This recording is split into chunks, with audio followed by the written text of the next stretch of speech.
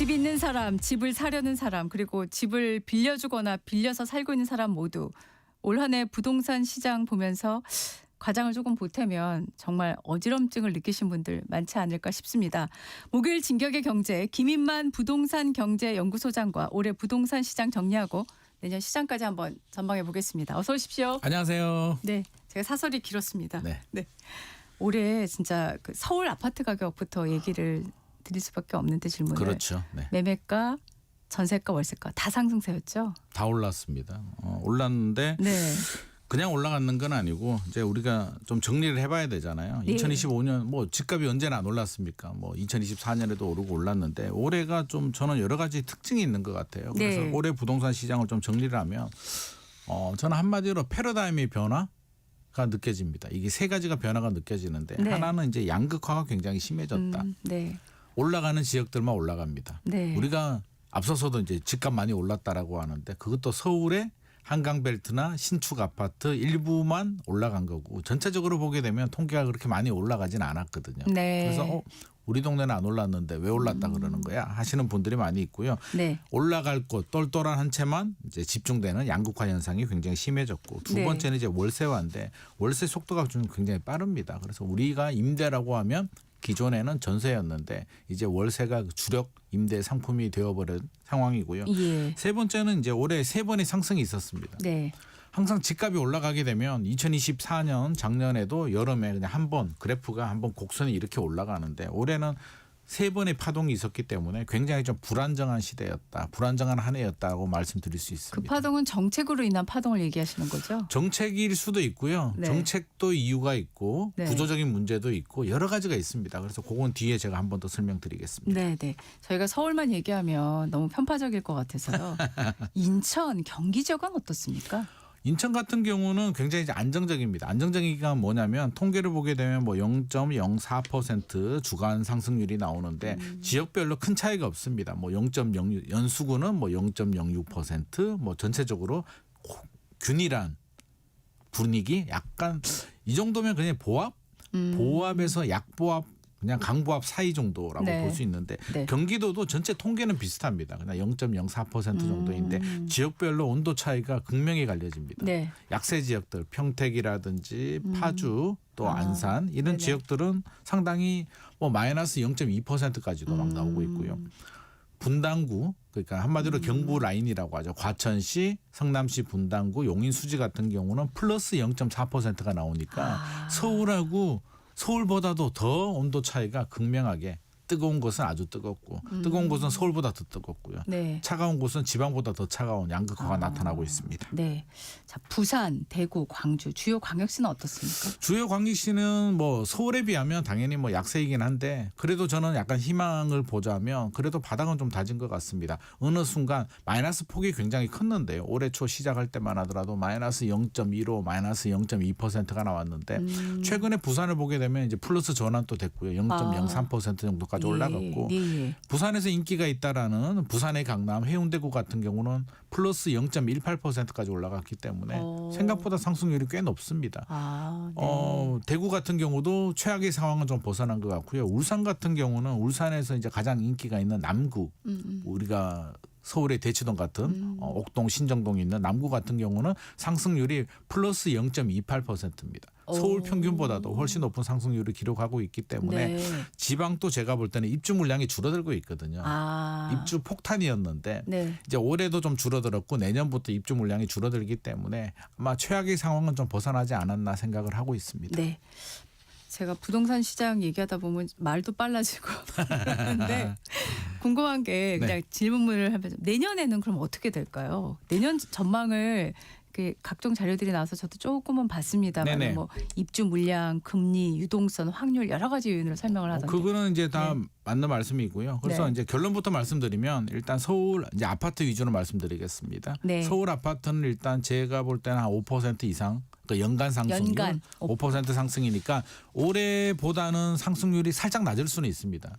하지만 상승 기조는 여전히 유지될 수 있습니다. 앞서서 말씀하신 것처럼 수요 과잉의 공급 부족의 유동성 흐름이 크게 달라지지 않았다는 거고요. 네. 수도권 지역들도 이제 상승 흐름은 5% 이내, 그러니까 한 1에서 5% 사이 정도로 유지는 되는데, 왜냐하면 서울의 기준점이 높아졌잖아요. 네. 앞서서 제가 이제 양극화라고 말씀드렸는데, 형님이 이렇게 키가 올라가게 되면 둘 중에 하나예요. 형님이 내려오거나 동생이 따라가야 되는데, 형님이 내려오기에는 유동성이라든지 수급 불일치가 있기 때문에 결국에는 동생의 키가 좀 올라갈 것이다. 올해 규제 지역에 지정되지 않았거나 많이 안 올랐던 지역들로 실수요자들이 지금 대출이 안 나오는데 네.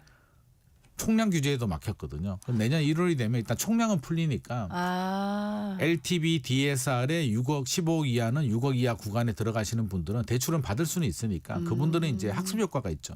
야, 시간이 지나서 하반기 넘어가고 연말이 되면 대출이 안 나오는구나. 그러면 살 사람들은 미리 사야겠다라는 심리가 발동이 되기 때문에 네. 그런 분들은 또 빨리 아파트 가격에 따라서 비싼 집은 못 사니까 돈도 부족하고 네네네. 대출도 안 나오니까 네. 아마도 상대적으로 가격도 좀 저렴하고 많이 오르지 않은 지역 위주로 실수요자들은 움직일 것 같습니다. 네네네.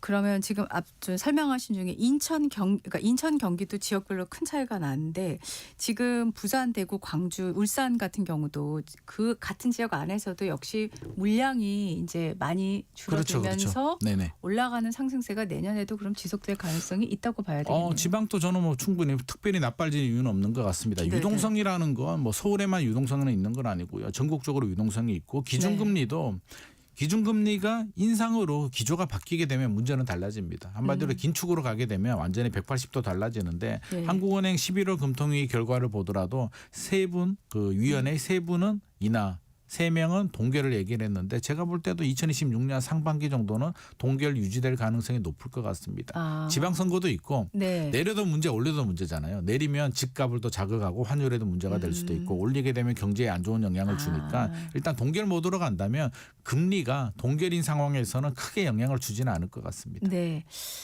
그 올해에는 정말 그 6.27 대책, 9.7 대책, 11.5 대책 참 많았잖아요. 네, 세 번의 대책이 나왔죠. 네. 정부가 출범한 지 6개월이 안 돼서 대책이 3개 나오는 것도 참 쉽지 않은 건데, 네.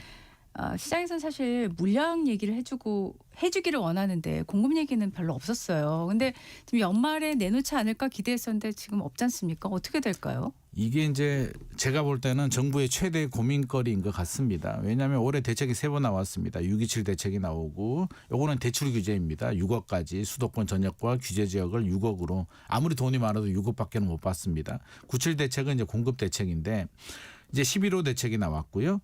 6.27 대책 같은 경우는 올해 집값이 제가 3번 올랐다고 했잖아요. 네. 2월, 3월에 한 번 오릅니다. 토지거래가 구역을 풀었다 묶었다 하면서 한 번 올랐는데, 그거는 이제 뭐 이재명 정부의 문제도 아니고 서울시가 한번 풀었습니다만, 또 이유를 뭐 굳이 설명을 드리자면 계엄 때 사려는 분들이 안 사고 있다가 풀리니까 이제 원정 투자도 들어가고 여러 가지 문제들이 생긴 거고요. 6.27 대책은 어쩔 수 없이 이제 나왔습니다. 9.7 공급 대책이 이제 핵심 대책인데 공급이죠. 6.27 대책 발표될 때 대통령께서 그 말씀을 하셨죠. 이거 맛보기야. 우리가 더 강력하게 나올 거야라고 해서 시장에서는 9.7 공급 대책을 강력한 이제 본 메뉴라고 이제 생각을 했는데, 뚜껑을 열어보니까 그냥 수도권 135만 호 착공. 이게 뭐지? 잘 공감이 안 되다 보니까 불안한 수요자들이 그냥 사자라고 돌아서면서 집값이 올랐습니다. 그래서 9.7 공급 대책은 정책의 실패라는 생각은 들고요. 네. 11호 대책 같은 경우는 이제 서울 전역과 뭐 이렇게 토지 거래가 구역을 묶었는데 거래량은 떨어졌습니다만 뭐 가격이 떨어지지는 않았기 때문에 그렇습니다. 그러면 이제 남은 답이 12월 말에 이제 공급 대책을 내놔야 되는데, 그게 왜 나오냐면 9.7 공급 대책이 이제 크게 효과가 없었기 때문에 결국에는 왜 집값이 안 떨어져요? 물어보게 되면, 또 집주인들한테 왜 금매로 안 팔아요? 서울은 공급이 부족하잖아요 라는 얘기를 많이 합니다. 네. 공급이 부족한데 집값이 어떻게 떨어져? 결국에는 정부도 이에 따른 이 불안감에 따른 이게 답을 줘야 되는데, 네. 그 답이 이제 공급을 늘려줘야 되는데 여러 가지 준비를 했겠죠. 근데 사실은 9.7 공급 대책도 총력 투쟁을 한 겁니다. 국토교통부 그때 제가 얘기 들어보니까 너무 잘 만들었다. 이번 대책 나오게 되면 아마 깜짝 놀랄 거다라고 얘기를 했는데, 열어보니까 시장에서는 놀라질 않았거든요. 그렇다면 이게 몇 달 만에 우리가 상상할 수 없는 공급 대책이 나오기는 현실적으로 어려울 것 같고요. 9.7 공급 대책을 좀 구체화하는 내용, 유효부지를 언제 어떻게 그린벨트는 언제 어떻게 뭐 공공택지는 어떻게 개발하겠다라는 구체성을 좀 담는데 이제 고민이 이거죠. 이걸 발표했을 때 주택시장이 안정이 되면 네. 아주 좋은 정책인데 네. 역설적으로 이게 뭐야? 실망하면서 또 그러면 아니한만 못하거든요. 네. 그래서 어설프게 나올 바에는 안 하는 게 맞을 수도 있는데 한다고 네네. 했기 때문에 안 할 수도 없는 진퇴양난 상황이 지금 정부의 고민인 것 같습니다. 진퇴양난의 고민 상황이다. 지금 저희가 부동산 얘기할 때 제일 자주 거론하지 않았던 게 사실은 주식 시장이었고요. 또 하나는 환율인데 네. 올해는 그게 아닌 상황이 돼 버렸어요. 그렇죠. 지금 지금 앞서 이제 말씀해 주셨던 최상욱 대표도 그 토지거래 허가 구역의 자금 조달 계획서를 보니까 이제 주식을 팔아 가지고 사는 그 계획이 나오는 그 비율이 점점 높아졌다 이런 얘기를 하셨거든요. 네네네. 근데 이제 지금 역설적으로 부동산 자금을 주식 시장으로 끌고 가지 못하고 이 자금 주식에서 번 돈이 이제 부동산으로 와서 오히려 부동산 그를 더 자극하고 있는 그런 느낌이 드는데 지금 또 환율까지 문제란 말이죠. 그렇죠. 그러면서 이거 더 자극을 하고 있는 것 같아요. 제가 생각하기에는 일반적인 충분히 실물 자산에 대한 맞습니다. 부동산은 실물 자산이니까요. 네.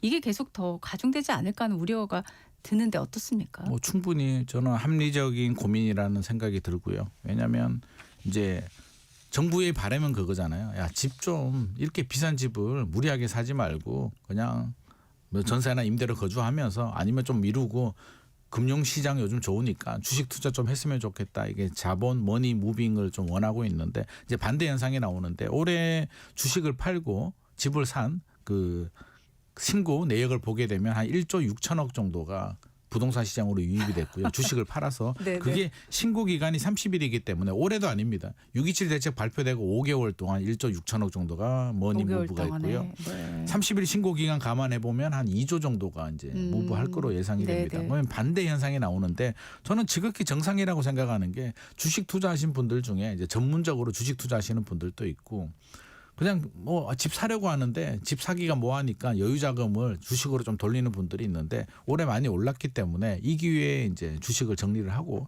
이제 내 집 마련하자라고 이제 돌아서는 분들이 아마 많이 있었던 것 같고요. 네. 내년에도 이런 현상들은 생길 수는 있습니다. 근데 또 부정적으로 볼 수가 없는 게 집을 파신 분들 중에도 또 주식하시는 분들이 있거든요. 네. 그래서 저는 상호작용이지 이게 어떤 경쟁 관계는 아니다. 뿌리는 같다라는 말씀을 드리고 싶고 네. 환율이 저는 걱정이에요. 최근에 어제인가요? 정부가 좀 개입을 해서 좀 네. 내려오긴 했는데 환율이 올라가게 되면 뭐 주식보다는 이제 직격탄을 받지는 않는데 뭐가 네. 문제가 되냐면 네. 수입 물가가 올라가요. 그러니까요. 수입 물가가 올라가게 되면 철근 시멘트 값이 올라가면서 분양가 상승 압력으로 들어갑니다. 그렇겠네요. 그럼 집값 상승의 여러 가지 요인 중에 우리가 앞서서 얘기했던 뭐 금리라든지 유동성이라든지 입주 물량이라든지 수요 과잉 이런 것뿐만 아니라 분양가 상승도 많은 자극을 주게 되거든요.